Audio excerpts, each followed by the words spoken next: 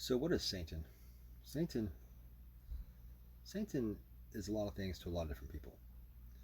Satan is to most something to be feared, something that is evil, the opposite of God, something that is about hate, pain, and suffering. It's also the boogeyman that scares people into doing the right thing. Satan is a lot of previous gods or was worshipped and adored until, say, Christianity as an example, came along, conquered people, then their gods became devils. Their devils eventually became Satan, or the embodiment of the opposite of God, and therefore he is the scapegoat. But he's also not just evil personified. Um, Obviously, Satan to Satanists do not represent that. Satan is an archetype. For those that don't know what that exactly is, it's a symbolic metaphor. It's a symbolic representation that lingers in the subconscious. That word, that image, takes on meaning, right? Takes on. It can also take on an idea, take on an emotion, take on a force. He's a personification of something. What that something is varies. The Satanist, um, most of us that call themselves Satanists anyway, think it has nothing to do with evil, has nothing to do with bad or hate or pain and suffering. Satan is not a real being. He is he is a personification of certain traits that we consider to be noble. Noble as in strength, wisdom, um, is the adversary. The adversary, meaning adversarial, right? He's the one that challenges. He's the one that judges. He's also the one that goes against the grain. He's the one that tests society's norms, society's moral fabric and structure of the rights and wrongs, the thou shalt and thou shalt nots. Satan, as an adversary, puts these to the test to really test them. Is it really wrong? Is it really right? And who is good and who is evil? If I'm evil, then what's defined good? What is good? As Nietzsche would say, good is what basically empowers man, makes man feel good. And evil is that which detracts from man or makes you feel not good. Something like that. I didn't write the quote down, but off the top of my head. And that is pretty much true. We define what good and evil is. And to me, Satan is the embodiment of all that liberates. Even in mythological stuff, like Paradise Lost or stuff like that, where Satan is not depicted as an evil devil with a pitchfork that's out to harm people, more of a misunderstood rebel angel. Even in Christian mythology, with Lucifer, is the angel unlike any other, right? God's most favored angel, the one of divine beauty, the one of divine intelligence and wisdom. That doesn't sound like such a bad guy to me, does it? But why was he bad in this particular mythology? Why? Because he challenged the will of God and said, why should we? Why should I? And he expected to be a god, as he was the most adored. Other angels bowed to him. Pride, right? Pride. Is there anything wrong with pride? There's nothing wrong with pride at all. It's good to take pride in something. If you don't, well, then you feel like you suffer from low self-esteem. If you're good at something, you should take pride in it. Now to challenge the will of God, is that really a bad thing? I mean, are we not all Lucifers? Have you ever challenged your parents' will? Has your father ever said to you, don't do this? And you said, why? Why? Of course, that is a noble trait. Pride. Be proud. Also wisdom. Wisdom's a good thing. Satan is all that embodies knowledge. Wisdom, not superstition, not lofty mysticism, but wisdom, knowledge, intelligence, rebellion. Rebellion's a good thing. Rebellion is what sets people free. Rebellion is what starts fucking a whole new wave of ideas, of generations, of movements. America has started, well, not to be like, go Team America, but, as an example, being an American, I mean, we rebelled against the tyranny of the English church, right? Of the English, not just the church, but of England at that time, who we found were oppressive and we wanted to do our own things. We rebelled. We are unlike you. We become our own gods.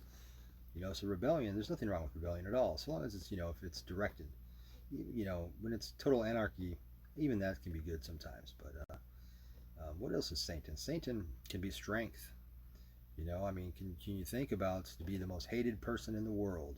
You got to be a pretty strong motherfucker to be able to hold all that on your shoulders and to still pop your ugly head up once in a while. Strength. Strength is obviously a good thing. Lust. Satan is also, the devil. Devil made me do it. Satan is a scapegoat, but he's also the lust one, right? He embodies lust and passion. Not lust as in a perverted, twisted, way that a lot of people will think. Lust, get a hard on in school because you're thinking about the teacher. That type of lust, I mean, whatever, right? I mean, lust. It's a that's what keeps man going. It really is. The biology of attraction, the desire to want to physically merge with another.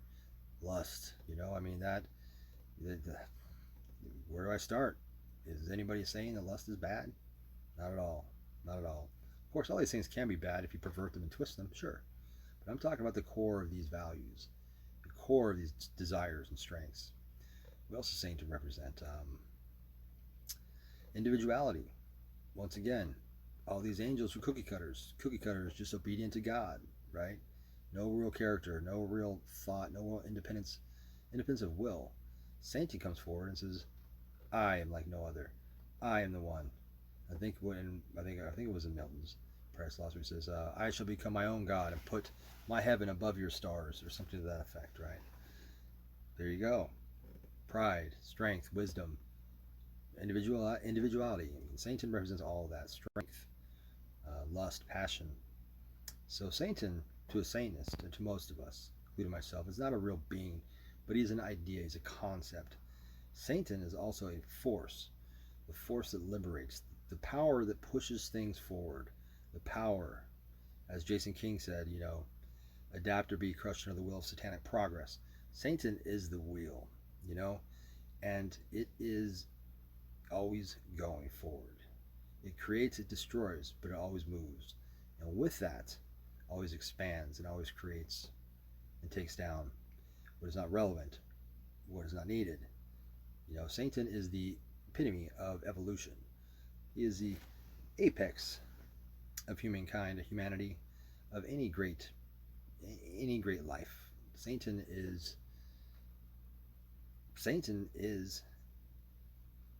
Well, I'm kind of like letting you feel that question. I mean, so I don't see Satan as a bad guy. I see him more as a possibly even a lonely guy, possibly a hopeless romantic that will never be satisfied. He will never have enough to fill his heart, for his heart is that big. And it's like I think it was in Devil's Advocate when Al Pacino says, I'm a fan of man. I've had my nose in it, since day one.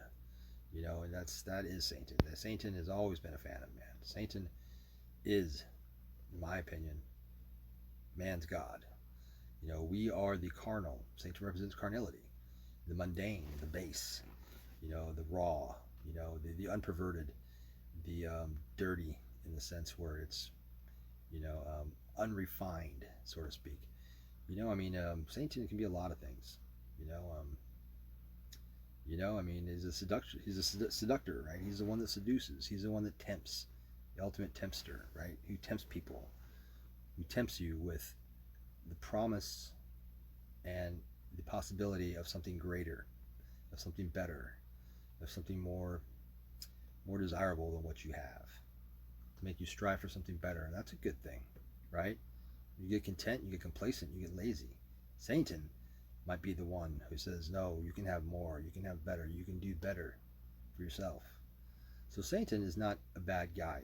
I know it's hard to think outside, because we're told, growing up in Christianity, Western civilization, Satan is being the evil, the one, the bad guy, But you know what? Is he really? Is he? If you believe in that mythology, it's hard to think outside of good and evil. Things aren't as black and white as we're told when we're children. We're told a lot of things. We realize that Santa Claus isn't real. Easter Bunny? Nope. Tooth Fairy? Nope. Am I forgetting somebody? I probably am. But yeah, those, what is Jesus? Another superstition. So what is Jesus? just another superstition, you know, is persistent. Almost every religion there is a Satan of some sort, right? There is the anti-God. He is the underdog, the one to be feared, the one who is left behind. And there you go. Now, you know, Satan. Satan sounds a lot more fun than God. God to me sounds like a father figure, a stern, strict father figure who wants you to be as he, but yet somehow created us to be unlike he. The whole thing makes no sense. As does makes no sense a literal Satan. So again, when I'm speaking of Satan, I'm speaking of symbolic terms. I'm speaking of a representative, a representation, not as a real being. So therefore, when you say, when I consider myself a Satanist, I'd say most people that consider themselves a Satanist that aren't just out to piss off the parents and whatever, you know, Satan, that is what it represents to me. Ism is the action or putting into action, or the definition of, or the philosophy of X, which is Satan. So Satanism is about the idea, the concept of a Satan that represents what I just explained. So there you go. Hail Satan.